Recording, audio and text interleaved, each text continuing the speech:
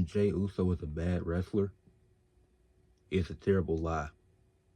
I don't know where this random weird narrative comes from that Jey Uso is such a terrible wrestler when it don't make any sense at all. Jey Uso debuted in 2010, and him and his brother Jimmy they debuted in 2010. They've been in the WWE 15 years now. To run down Jey Uso's accomplishments: 9-time tag team champion. One time he was tag champs with Cody Rhodes, so won the other 8 times with Jimmy Uso. Him and his brother had the longest reigning tag team championship reign in modern history, if not WWE history. He's a one-time Intercontinental Champion. He won it for 28 days. And there was a lot of outrage after he only held it for 28 days. He won the Andre the Giant Memorial Battle Royal in 2021. Him and his brother won Tag Team of the Year in 2014 and 2015. And he won the Royal Rumble this year. So he's already a decorated tag team guy. And before you say anything, because don't say anything yet and go comment, oh, well, it's just tag team success, because I haven't made my main points yet. When you look at a lot of the top guys in the top 10, when you talk about a Triple H, a Shawn Michaels, or Roman Reigns, not to say that Jey Uso is on the level of any of those guys, but what do they have in common? They all had factions around them. Shawn Michaels and Triple H had each other. They had DX. Then Triple H had Evolution. And then he was able to dominate on his own. That's why he got to the point in his career where he was at.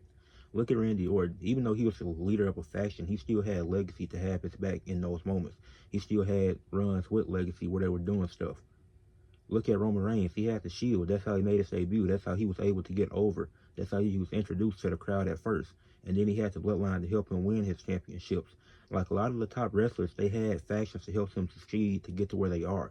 When you're ranking these guys all the time, you're not just looking at individual success, how that they do just as single stars. Like when you're ranking Roman Reigns, are you only looking at singles stuff? Because if that's the case, you gotta balance the big dog with the tribal chief. And the big dog wasn't good. I don't think the big dog was terrible, but it was nothing close to the tribal chief. But you have to include the Shield stuff when you're talking about Roman Reigns, because that is a part of his career. So we can't just be taking away tag team accolades from these guys. Just to see a tag team. Okay, he's a great tag team wrestler. He might not be the best as a single star, but that doesn't make him terrible. But let me run. And Jey Uso, he got himself over. So this whole, oh, it's nepotism. It's Samoan nepotism. Look at how long people weren't fans of Roman Reigns when he was a babyface. It took, and you can say, well, it was nepotism. Vince wanted to push him to the top, this and that. But he was able to get himself over because he said, I wasn't coming back unless I'm a heel. And Vince listened to him and made him a heel, and he came back with Paul Heyman. And then fans started to love Roman Reigns. And everybody loves his tribal chief character. So I'm trying to see where this Jey Uso, him being a bad wrestler, where does that come from? He made one botch on the move that he's been doing his entire career. Him and Jimmy have both been doing that top rope dive their entire career. Then he botched it one time. Now all of a sudden he's a bad wrestler. So how about y'all talk about Chelsea Green botching a slap? All she had to do was slap Selena Vega, and she couldn't do that properly. That's not all over the internet, though. All these wrestlers botch. It's a part of what happens. Like, they're consistently on the road. They're consistently competing. They're going to make mistakes. But oh, it's nepotism. It took Jey Uso 14 years to get a singles title, and he won it for 28 days. He had it for 28 days. His dad, Rikishi, had that same title for 14 days. So Jey won it just to lose it to advance the bloodline story when you could have had him keep it for longer. People were upset that Jey only had it for 28 days. A lot of people online. People weren't calling him a bad wrestler then.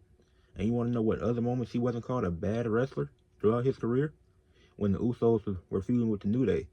He wasn't called a bad promo then. The Usos knew they were putting on banger matches. They were having banger segments. Each and every week it was great. The rap battles. The stuff when the Usos forfeit so Kofi and Woods and Big E could advance. The Usos were the reason why Kofi Mania happened. Because they gained respect for them when they called the truce after their Hell in a Cell match. The Hell in a Cell match New Day and the Usos had was one of the greatest tag team matches of all time. The Usos versus the Bar. You telling me the Usos can't tell stories? You telling me Jey can't tell a story? And I'm going to talk about Jimmy a little bit in this video too, because I've been seeing some disrespect and glaze towards Jimmy. So I'm going to talk about him a little bit at the end of the video. The Usos versus Kevin Owens and Sami Zayn. You telling me Jey can't tell a story? You telling me he can't put on good matches? And before you say, oh, those tag team matches, you're just using tag team matches, other people were there to help him. It's other matches that I haven't got to that other stars that he's had good matches with. And I wanted to mention Jimmy because people are saying just because Jay getting the title don't mean Jimmy should get a title. Why not? If Jimmy's good on the mic, if he's so much better than Jay Uso, like y'all say, why can't he be a singles champion? That don't make sense. Y'all think everything is nepotism and everything is ways. No, Jay Uso got himself over, and he got himself over before the YEET gimmick. When he turned on Roman Reigns and going into SummerSlam, he was getting himself over.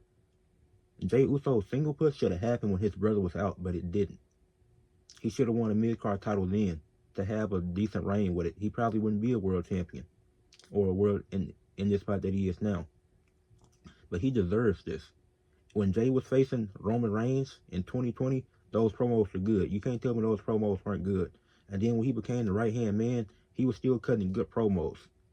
Then when he turned on Roman Reigns, when he did the segment where he quit SmackDown and he left the Bloodline, people were glazing Jay Uso.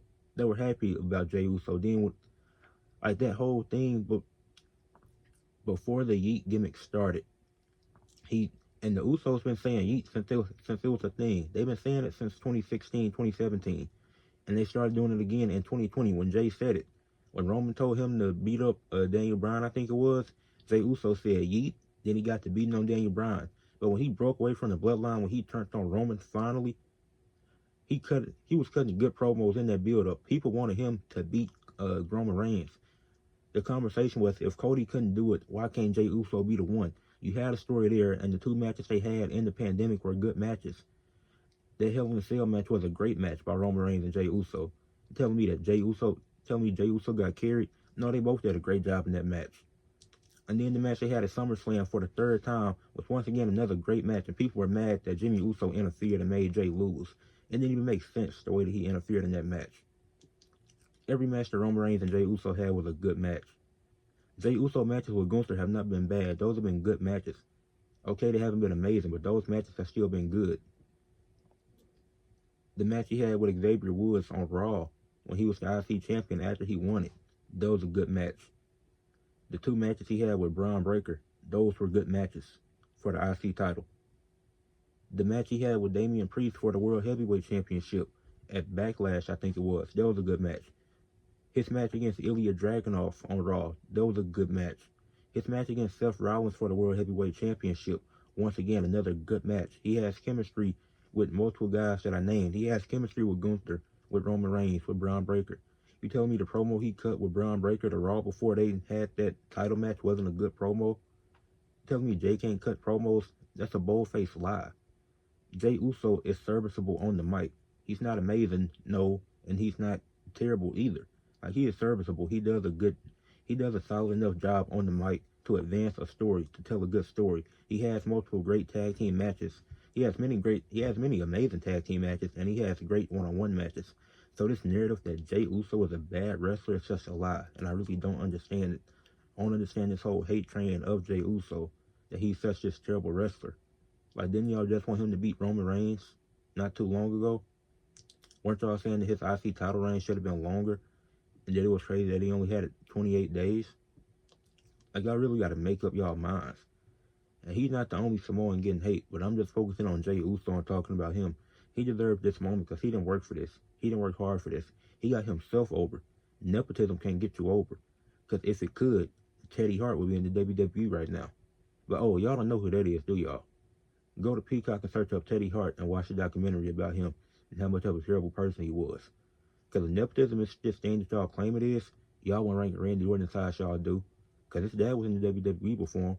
But y'all don't talk about David San Martino being at WrestleMania 1 based off the fact that his dad is Bruno. So you're going to mention nepotism for Jay Uso? Mention it for every wrestler. Because a lot of wrestlers get that treatment to get to where they at. Not just the Samoans, because that's mainly who y'all attack.